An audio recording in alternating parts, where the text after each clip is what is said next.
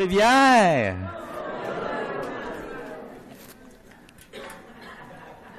Pour ceux qui ne me connaissent pas, mon nom est Benoît Lavergne et je suis l'un des pasteurs ici à l'Église baptiste de Trois-Rivières. Alors, si vous êtes venus d'ici les 3 derniers mois, bien, vous ne m'avez pas vu parce que j'étais parti en sabbatique. Un beau cadeau que l'Église m'a fait pour 10 ans de service ici à l'Église.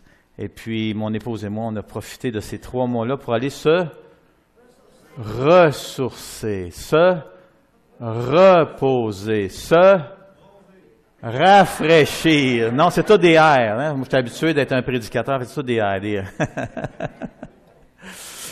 Et le dernier, c'était revenir en forme et dynamiser et encourager. Et en tout cas, j'espère que tout ce que Dieu nous a donné comme bénédiction va vous être redonné à travers les semaines et les mois qui s'en viennent parce qu'on a été grandement, et je n'exagère pas en vous disant qu'on a été grandement bénis. On a fait plusieurs choses variées, on s'est déplacé beaucoup, on a fait pas loin de 10 000 kilomètres en auto. Alors, heureusement, on n'a pas fait ça toute la même journée. Donc, ça a été réparti sur les 3 mois. Et on a rencontré des personnes que le Seigneur a mis sur notre route qui n'étaient pas anticipées. Et puis, ça a été fantastique. On a visité des églises aussi qui ont été vraiment bénissantes pour nous de voir comment Dieu opérait le ministère parmi eux et les idées qui sont sorties de ça et des choses vraiment intéressantes. Et en tout cas, très heureux de notre parcours et de ce que Dieu a fait dans nos cœurs et dans nos vies. Et pour cela, c'est sûr que dans nos cœurs, des actions de grâce montent vers notre grand Dieu et Sauveur, mais je tiens aussi à vous remercier, chacun d'entre vous, mes frères et sœurs, qui avez permis qu'une telle chose puisse se produire. Vous ne serez pas perdants. Au contraire, ça a été un investissement et un bon investissement dans nos vies et on en est très, très reconnaissant. J'aimerais partager plus sur la sabbatique, mais étant donné que je termine ce matin officiellement mes 3 mois de sabbatique, alors c'est ce matin que ça se termine et je termine ça en beauté. Je voulais terminer ça en prêchant ce matin et le Seigneur a permis que ça puisse se faire et je suis très heureux. Et étant donné que c'est Noël, bien, c'est un message de Noël. Et savez-vous le titre? Je l'ai fait cette semaine, étant donné quelque chose que Dieu a fait dans nos vies, à Christina et moi, où on était en train de justement profiter encore de notre sabbatique et d'un temps avec le Seigneur. Et le titre, c'est le suivant. Noël, un fardeau ou une bénédiction? C'est un beau titre, hein? Comment est-ce que une bénédiction peut devenir un fardeau? Parce que c'était ça cette semaine, une réalisation que le Seigneur a emmenée à notre attention pour réaliser que ce qui avait été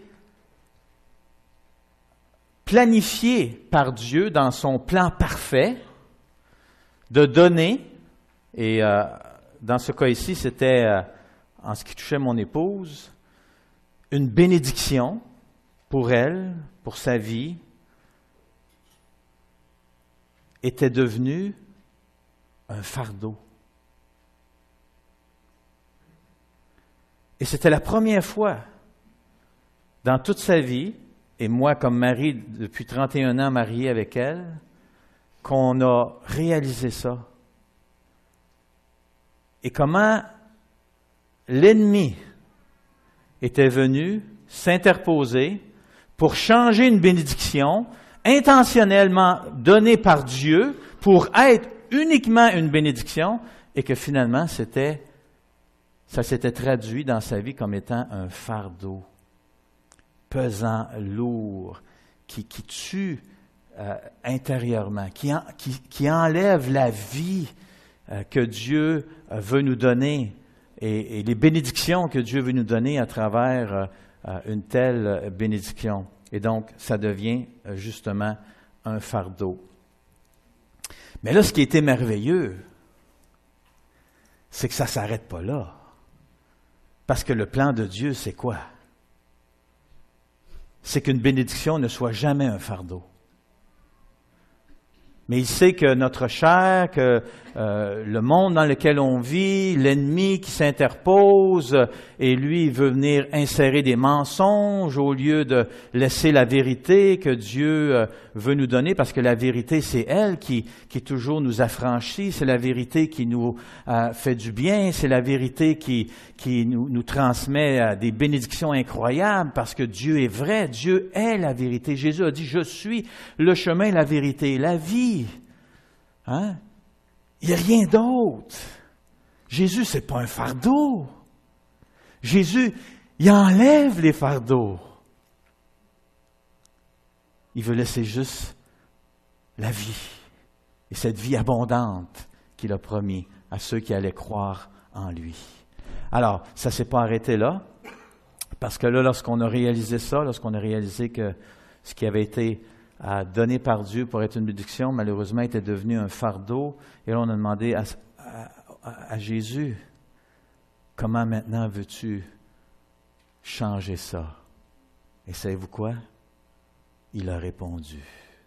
Mais la manière qu'il a répondu, c'est sublime. Parce qu'il connaît nos cœurs. Il connaît comment parler à chacun d'entre nous. Et c'est ça qu'on a vu dans l'Évangile de Jean, avant que je parte en sabbatique, avec chacun des chapitres qu'on a parcourus ensemble, avec chacune des personnes que Jésus a rencontrées, dont, par exemple, la femme samaritaine, Nicodème. Alors, on voit que Jésus sait toujours comment s'y prendre, ou encore le paralytique. Il sait quelles questions poser, et il sait aussi les luttes que le cœur humain a. Il sait mes luttes, il sait vos luttes. Il nous connaît d'une façon extraordinaire.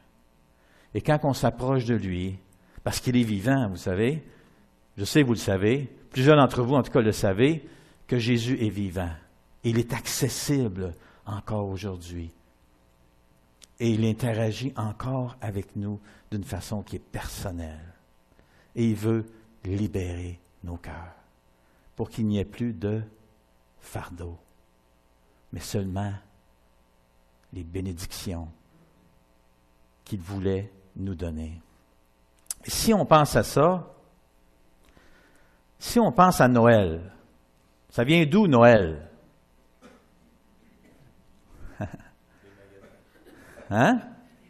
Ça vient des magasins. Il y a quelqu'un, un businessman ou woman, mais tandis que ça fait tellement longtemps, peut-être c'était businessman. Quoique, ça aurait pu être une businesswoman, il n'y a pas de problème avec ça. Qui a pensé à ça? Combien d'entre vous êtes d'accord que c'est une question de quelqu'un qui a pensé à une bonne façon de faire des affaires? Ah, il y en a qui... Hein? OK. Mais si on se fie aux évangiles, le premier Noël, puis on comprend qu'il n'était pas célébré comme on le célèbre aujourd'hui, le premier Noël, en fait, Noël veut dire naissance. Hein? Ça vient du latin natalis, qui veut dire naissance. Noël, c'est naissance. Puis c'est naissance de qui? C'est pas la naissance de Noël, c'est la naissance d'une personne qui était Jésus. Vous êtes d'accord avec ça? Que si on voudrait vraiment dire, OK, pas la manière qui est fait aujourd'hui, là, qui est commercialisée et même toutes les traditions que le sapin de Noël, les boules de Noël, puis donc ces affaires-là, là. Alors, il n'y en avait pas là dans le premier Noël. Dans la crèche, autrement dit, il y avait une crèche, mais il n'y avait pas d'arbre de Noël. Êtes-vous d'accord? Je ne sais pas si vous le saviez, là. Peut-être c'est une grande révélation ce matin. Désolé. Et il n'y avait surtout pas de Père Noël non plus. OK? Il n'était pas là. Il n'était pas là non plus dans la crèche à côté de Jésus et de Marie et Joseph. Donc, il n'y avait pas de sapin. Malheureusement, il n'y avait pas non plus de guirlande. Il y avait une étoile, par contre, dans le ciel, et probablement d'autres étoiles aussi. Et on sait que les mages sont venus et ils ont offert des cadeaux à l'enfant qui venait de naître. Alors, le récit biblique est différent de ce qu'on vit aujourd'hui. On est tous d'accord avec ça. Mais le premier Noël, c'était quand même la naissance de Jésus. C'est de là que l'idée s'est développée par la suite. Mais la chose principale, c'est que c'est Jésus qui est né. Est-ce que c'était une bénédiction, la naissance de Jésus? OK. Tout le monde, vous êtes d'accord avec ça? Maintenant, je vais poser la question, comment est-ce que cette bénédiction-là est devenue un fardeau? Pardon? OK, mais si on reste juste dans le récit biblique, même pas avec le fait que c'est la commercialisation, et là, tout le tralala qui est autour de ça, puis là, il faut offrir des cadeaux, je ne sais pas quel cadeau donner, il faut magasiner, ça coûte de l'argent, pas d'argent, mais ça, c'est ma carte de crédit. Puis là, vous comprenez? Puis là, ça devient, oh non, là, les comptes rentrent, je ne suis pas capable de payer ça. Puis là, vous comprenez comment ça devient un fardeau, Noël? Puis pour certaines personnes, on sait que ceux qui sont des fois seuls, qui n'ont pas de famille, hein, c'est un temps apparemment de l'année qui est déprimant. Là. Ces gens-là vivent un temps vraiment lourd et c'est pas le fun. Là. Fait que ça, c'est une réalité qui a été rajoutée avec le suite. Mais juste le récit biblique, pensez-y, là. Qu'est-ce que la naissance de Jésus est venue apporter comme fardeau? Qu'est-ce que ça dit dans le récit biblique? Qu'est-ce qui s'est passé suite à la naissance de Jésus? Qui est-ce qui a viré un peu fou? Hérode! Et qu'est-ce que fait Hérode? Imaginez-vous, là, si vous aviez été là, vous aviez un premier-né garçon, puis que tout à coup, les soldats se promènent un peu partout dans la ville, et qu'est-ce qu'ils font? Tous les enfants de 2 ans et moins, garçons, sont tous tués devant vos yeux. Puis vous pouvez absolument rien faire. Si vous intervenez, vous allez vous faire tuer, vous autres aussi. Imaginez-vous. Noël, un fardeau ou une bénédiction? Même là, c'est devenu un fardeau pour ces familles-là. Et pourtant, c'était probablement la plus grande bénédiction que ce monde est venu. Maintenant, est-ce que c'était l'intention de Dieu? Non, on le sait. Ça, c'est encore là, on voit comment l'ennemi, ici, essayait de s'interposer pour faire que ce qui était une bonne nouvelle, parce que c'est ça que l'ange dit, ce sera une bonne nouvelle pour tout le peuple, que le Sauveur est né. Wow! Enfin! Il est né, tant attendu. Il vient. Enfin, on va être libéré. Enfin, on va avoir un Sauveur. Enfin, Israël va pouvoir se réjouir. Et même, dans le texte, ça dit que non seulement Israël va pouvoir se réjouir, mais même que les nations vont pouvoir se réjouir. Parce que non seulement Jésus était destiné pour le peuple juif, mais il était destiné aussi pour toutes les nations. Alors, vous voyez comment qu'une bénédiction peut devenir un fardeau. Nous, on a des personnes qui sont chrétiens et qu'on connaît depuis quelque temps.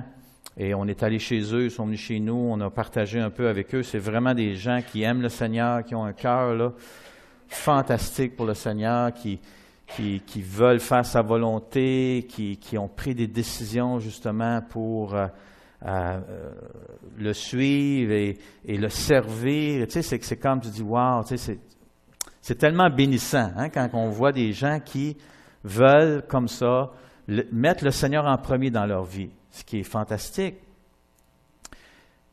Ce couple-là, chrétien, ont 2 enfants, un garçon et une fille. Ils sont maintenant adultes, sont dans la trentaine, mariés, bien mariés, et des enfants, des jeunes enfants. Savez-vous ce qu'ils ont découvert cette année? Leur fille a un cancer au cerveau et leur garçon a une tumeur sur l'épaule qui est rendue grosse comme un ballon de basketball. Dans son cas à lui, ça semble être terminal. Wow!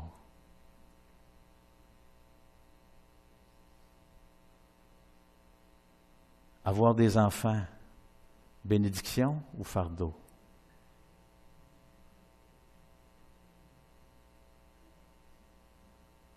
Quelle est l'intention de Dieu?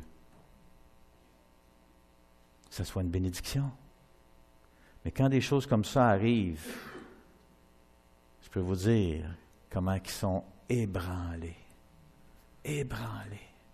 Maintenant, est-ce que ça doit rester là? Est-ce que ça doit rester à cause des circonstances de la vie, à cause de la méchanceté des hommes, à cause de l'acharnement de l'ennemi ou de la réalité difficile dans le monde dans lequel on vit, que ce qui est des fardeaux demeure des fardeaux? Et la bonne nouvelle, c'est que c'est non. Ça, ce n'est pas l'intention de Dieu. Tout comme Noël, dans l'intention de Dieu, c'est que c'était une bénédiction. Jamais un fardeau. Je vais vous donner le témoignage maintenant d'un père de famille. C'est une vraie histoire vécue. Ce père-là a reçu de sa fille de 18 ans le cadeau de Noël le plus difficile à accepter, mais qui allait s'avérer être aussi la plus belle bénédiction de sa vie. Sa fille venait de décéder d'un accident de la route. Elle avait rempli une carte ou sa carte pour les dons d'organes. Les médecins n'avaient que quelques heures pour prélever les organes et les transplanter dans des receveurs potentiels.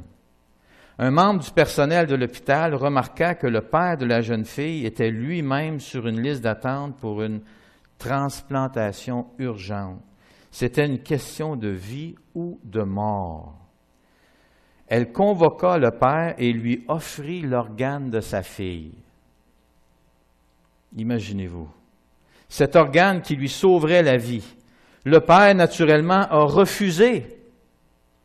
Impensable. Mais elle a insisté en lui demandant si, selon lui, sa fille ne l'aurait pas plutôt supplié d'accepter. L'ironie, c'est que quelques jours auparavant, elle lui avait offert une carte de Noël.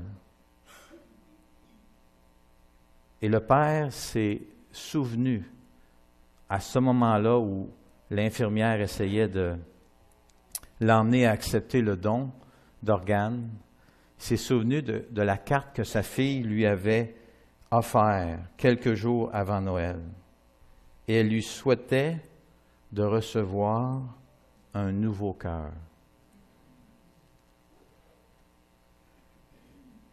Et elle avait même renchéri en disant, « Papa, je sais que ça va être très bientôt de son vivant. »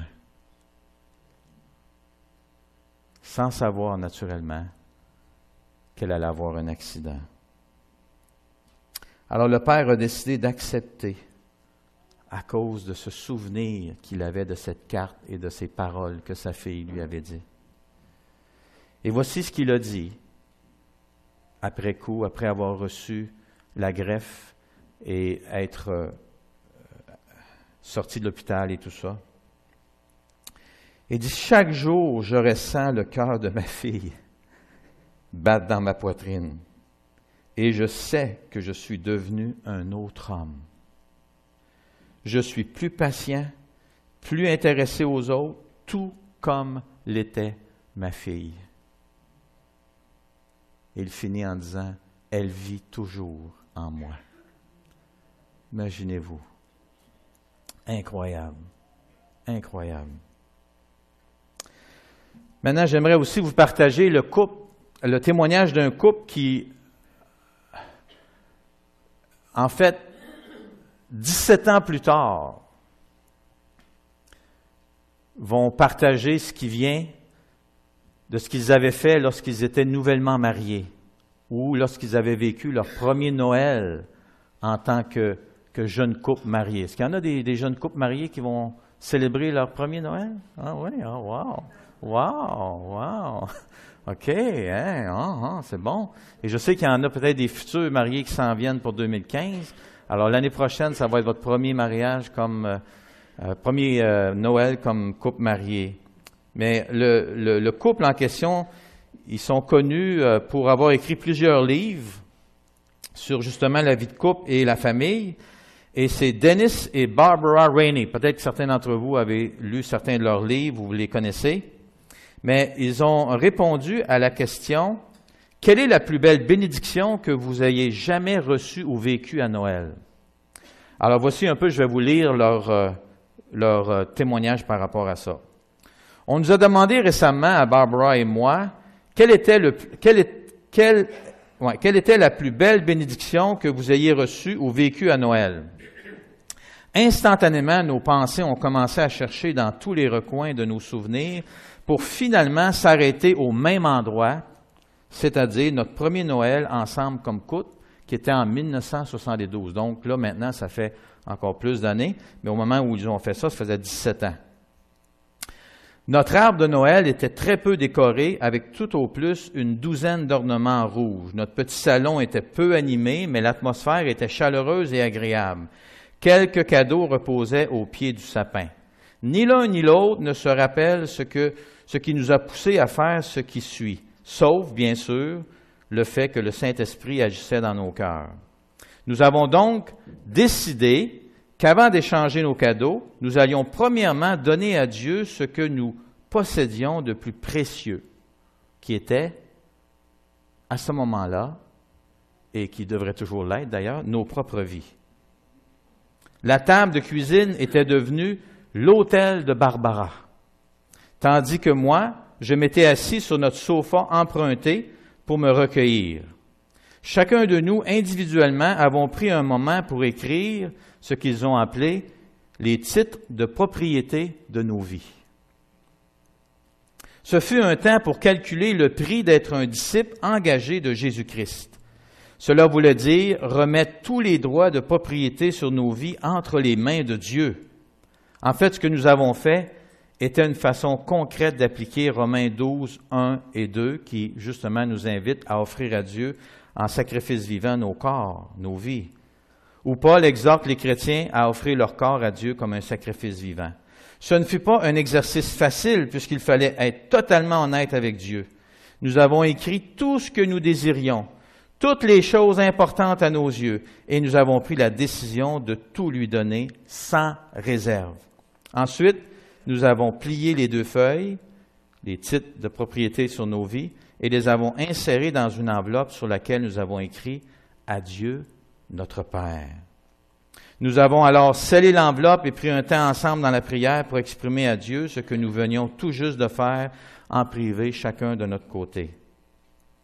Il n'y a pas eu de son de cloche qui a retenti, il n'y a pas eu de chorale d'anges qui ont chanté, ni de lumières éblouissantes qui sont apparues autour de nous. Nous avons simplement éprouvé un sentiment de paix et une ferme assurance d'avoir fait ce qui était bien aux yeux de Dieu.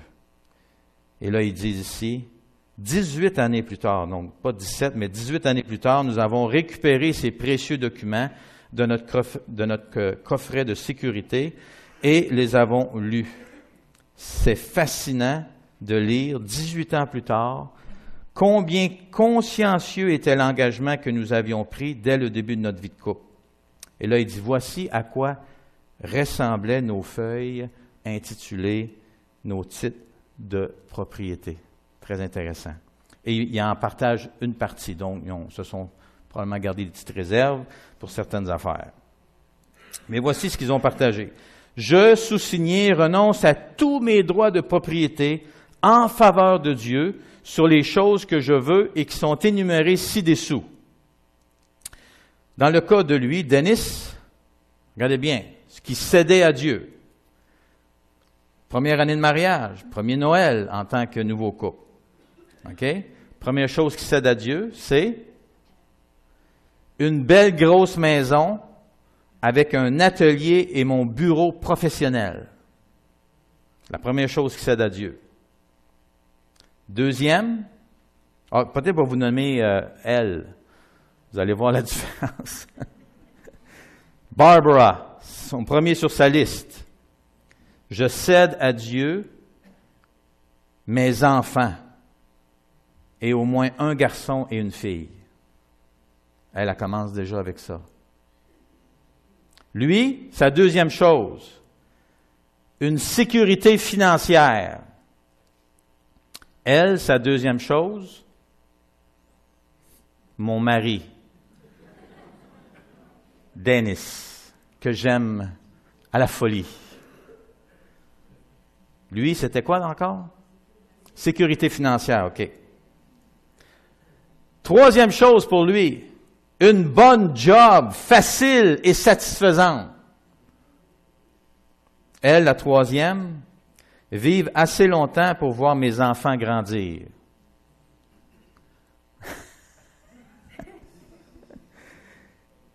C'est pas tout à fait pareil, hein?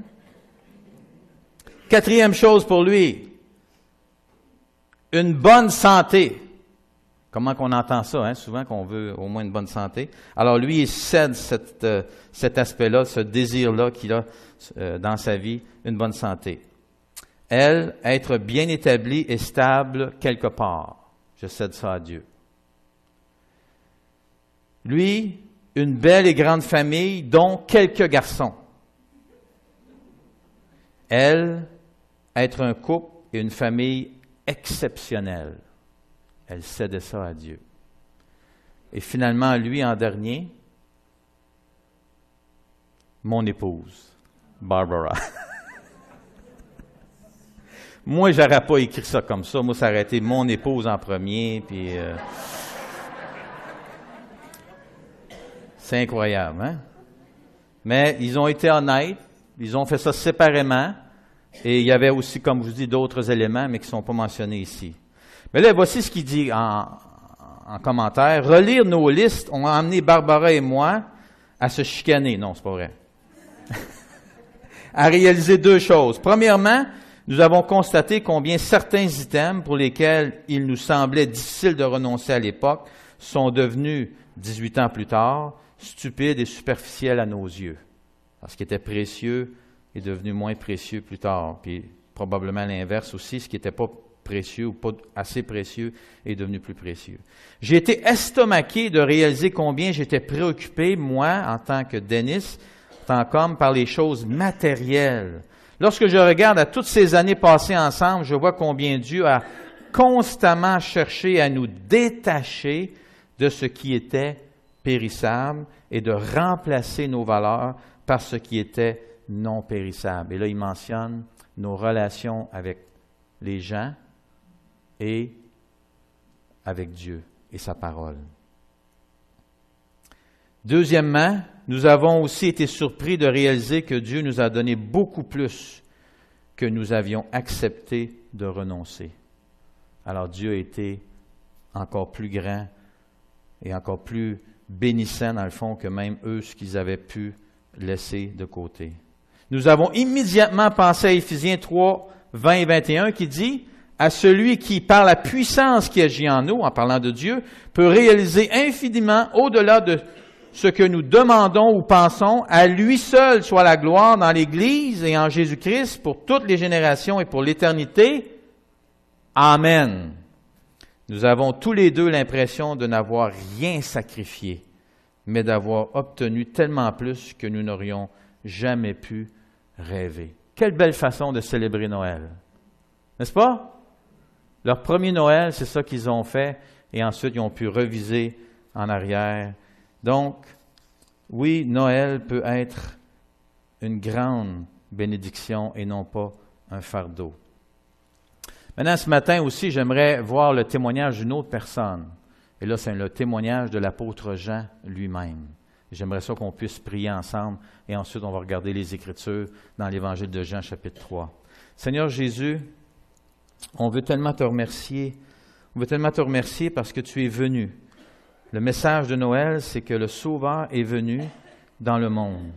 Il est venu pour nous sauver. Il est venu pour nous libérer. Il est venu pour restaurer nos vies, nos relations et notre relation premièrement avec ton Père. Et tu es venu, Seigneur Jésus, pour qu'on puisse avoir la paix, pour qu'on puisse avoir cette vie intérieure, cette vie spirituelle, cette vie qui dépasse toute grandeur par rapport à tout ce qui existe dans ce monde. Et Seigneur, tu es venu te présenter à nous. Tu es le message de Noël. Tu es la réalité de Noël. Et Seigneur, nous voulons que cette année, ce Noël que l'on va célébrer, certains seuls, certains en couple, certains en famille, certains avec des amis, que l'on puisse, Seigneur, être en train de célébrer ta venue sur la terre et tout ce que ça signifie pour chacun d'entre nous, et même pour ceux qui ne te connaissent pas encore. Ô Seigneur, puisses-tu nous garder dans cet esprit de Noël, et que Noël soit une grande bénédiction et non pas un fardeau sur nos vies. Merci Seigneur pour ta parole, et aide-nous ce matin à bien saisir ce message de Jean. En ton nom, Amen. Alors le témoignage de l'apôtre Jean, chapitre 3, il dit ceci, les versets 16 à 19, texte qu'on connaît très bien. Il y a trois choses, trois bénédictions dans le fond, que la venue de Jésus, qui est Noël, devrait nous communiquer. Voici ce que Jean dit. Car Dieu a tant aimé le monde qu'il a donné son Fils unique, afin que quiconque croit en lui ne périsse point, mais qu'il ait la vie éternelle. Dieu, en effet, n'a pas envoyé son Fils dans le monde pour qu'il juge le monde, mais pour que le monde soit sauvé par lui. Celui qui croit en lui n'est point jugé, condamné, mais celui qui ne croit pas est déjà jugé, condamné, parce qu'il n'a pas cru au nom du Fils unique de Dieu. Et ce jugement, cette condamnation, c'est que la lumière étant venue dans le monde, les hommes ont préféré les ténèbres à la lumière, parce que leurs œuvres étaient mauvaises. Ici, on voit à la fois que Noël est une bénédiction, mais que Noël aussi peut être un fardeau.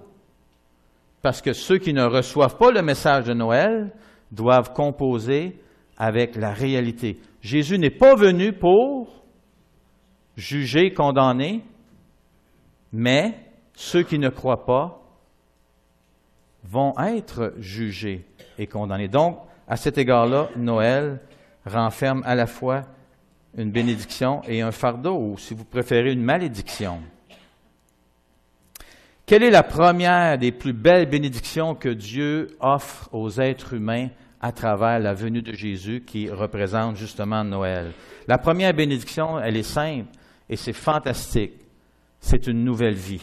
Et c'est ce qu'on a vu avec Nicodème et juste l'interaction qui précède avant que Jésus dise ces versets-là ici, qu'on vient de lire. Jésus a échangé avec Nicodème. Et il a invité Nicodème à naître de nouveau, à naître d'en haut, à avoir une nouvelle naissance. Et là, Nicodème était tout mêlé.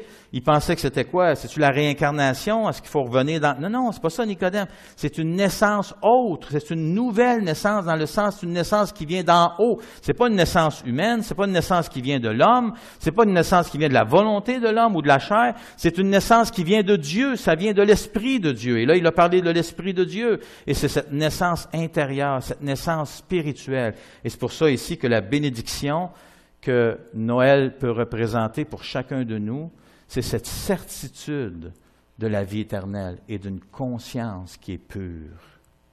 Un nouveau départ, une nouvelle vie. C'est fantastique.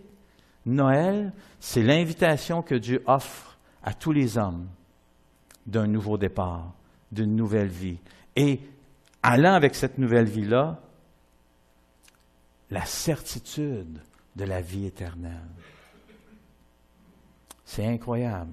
La joie de Noël, c'est de recevoir Jésus comme étant le cadeau du Père pour le pardon de nos péchés et la vie éternelle. Il y a un très beau cantique qui dit ceci, « Tu peux naître de nouveau. » Hein?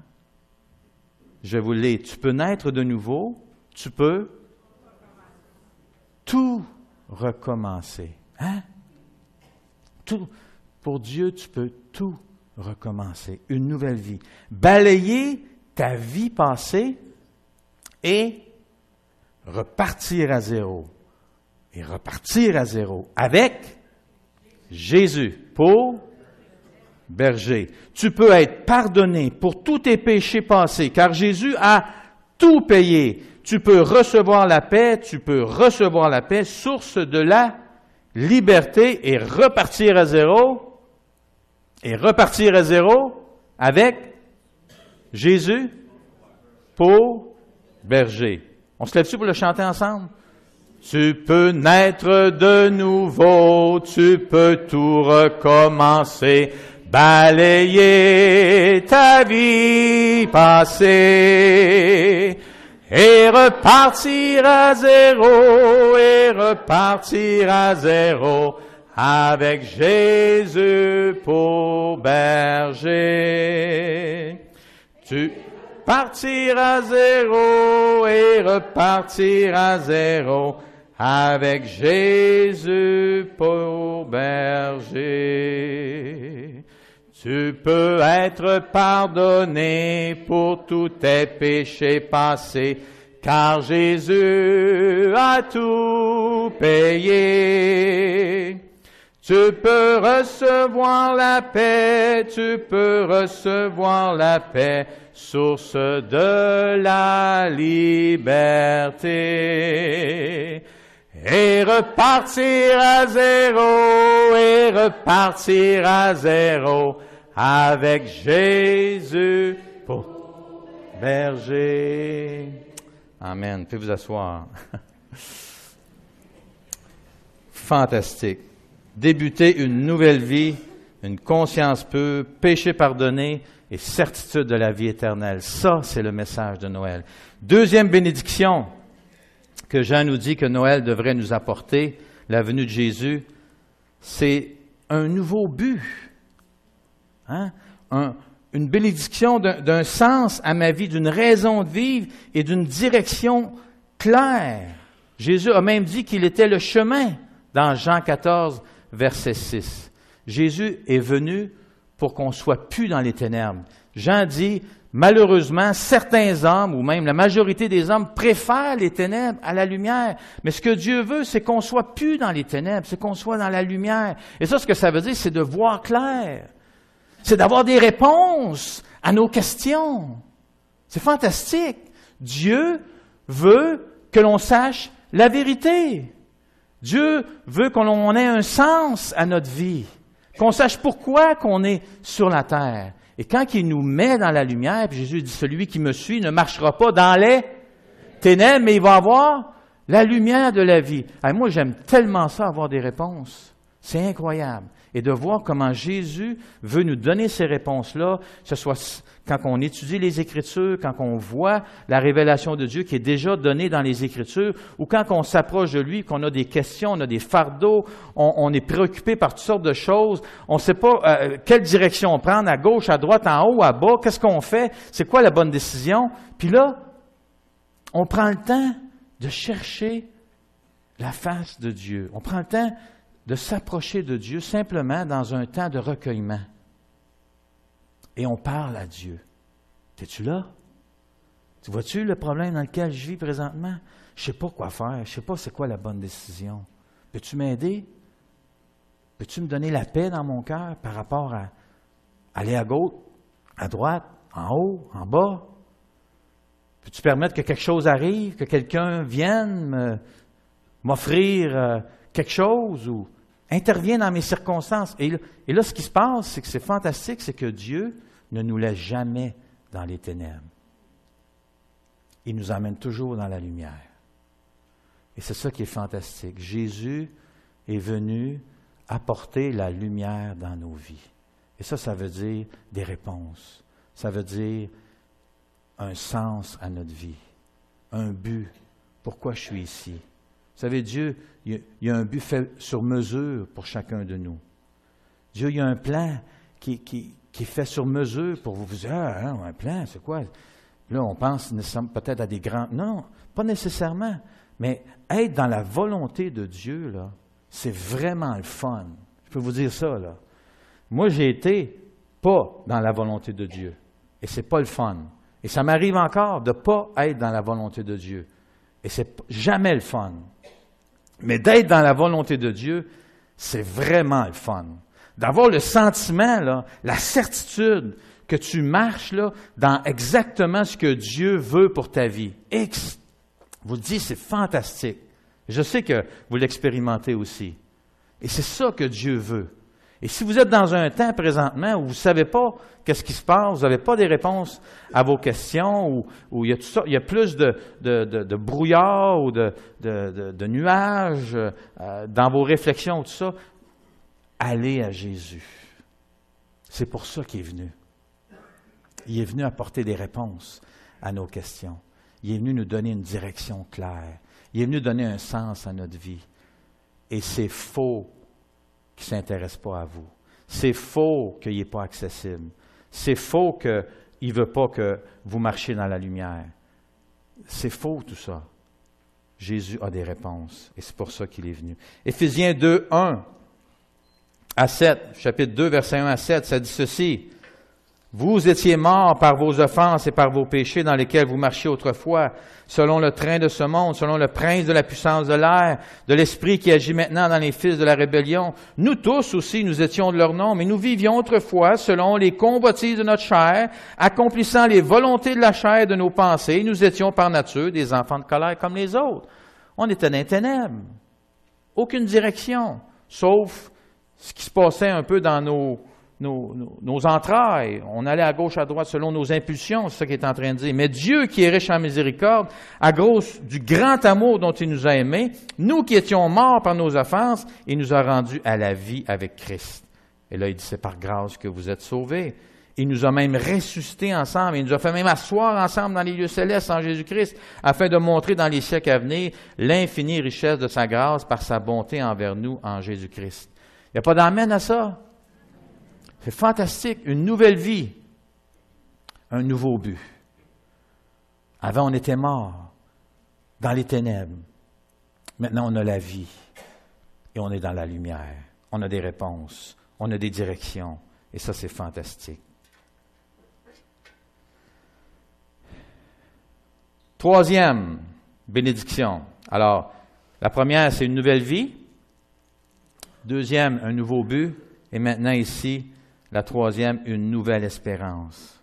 Ici, c'est la bénédiction d'une victoire complète sur le mal, sur la mort et sur le monde. C'est ça que Jésus est venu nous apporter. Cette espérance-là qu'on on lutte pas pour la victoire, mais on lutte dans la victoire. La victoire, elle est déjà là, elle est déjà à nous, même si on ne l'expérimente pas toujours, mais elle est là. À cause de Jésus, elle est à nous, elle est en banque. C'est juste malheureux des fois qu'on ne va pas chercher ce qui est à nous et qu'on ne vit pas dans la victoire. Je comprends ça, mais elle est là quand même. Et Jésus nous l'a acquis, c'est fantastique. Éphésiens 2,12 dit ceci, « Souvenez-vous que vous étiez en ce temps-là sans Christ, étrangers aux alliances de la promesse, sans espérance et même sans Dieu dans le monde. » Et 1 Corinthiens 15, 55 à 58 qui dit aussi ceci, pour montrer la victoire que l'on a. « Ô mort, où est ta victoire? Ô mort, où est ton aiguillon? L'aiguillon de la mort, c'est le péché, la puissance du péché, c'est la loi. Mais grâce soit rendue à Dieu qui nous donne la victoire par notre Seigneur Jésus-Christ. Ainsi, mes frères bien-aimés, soyez fermes, inébranlables, travaillant de mieux en mieux à l'œuvre du Seigneur, sachant que votre travail ne sera pas vain dans le Seigneur. Mais grâce soit rendue à Dieu qui nous donne la victoire par notre Seigneur Jésus-Christ. Jésus est venu pour nous donner la victoire. Une grande bénédiction. Nouvelle vie, nouveau but, nouvelle espérance. Tout ça grâce à la venue de Jésus. Ça, c'est le vrai sens de Noël. Vous savez, tout le reste, c'est vraiment accessoire, c'est du surplus et même parfois, c'est simplement du superficiel et on peut se laisser prendre dans ça. Et c'est là qu'on parle de la bénédiction de Noël, où le Noël devient simplement un fardeau ou une fête, où il y a des réjouissances, mais Christ, malheureusement, n'est pas présent. Pourquoi cette année ne pas offrir à Christ, en retour de ses bénédictions, les titres de propriété sur votre vie? Hein? Pourquoi ne pas prendre un temps cette année pour justement peut-être écrire votre liste de choses qui sont importantes pour vous? Puis je dis, Seigneur, cette année, j'aimerais ça te les offrir.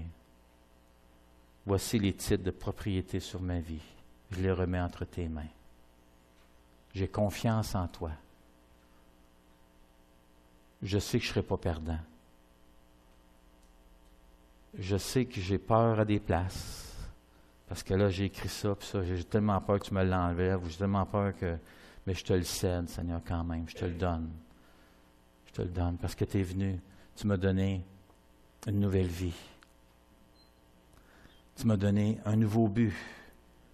Et tu m'as donné une nouvelle espérance. Jésus, en retour, voici les titres de propriété de ma vie. Est-ce que c'est trop demandé? Hein? Pensez-y. Mettez ça dans la prière. Et laissez le Seigneur vous diriger. On va prier ensemble pour terminer. Seigneur Jésus, merci. Merci Seigneur de ce que tu as tout donné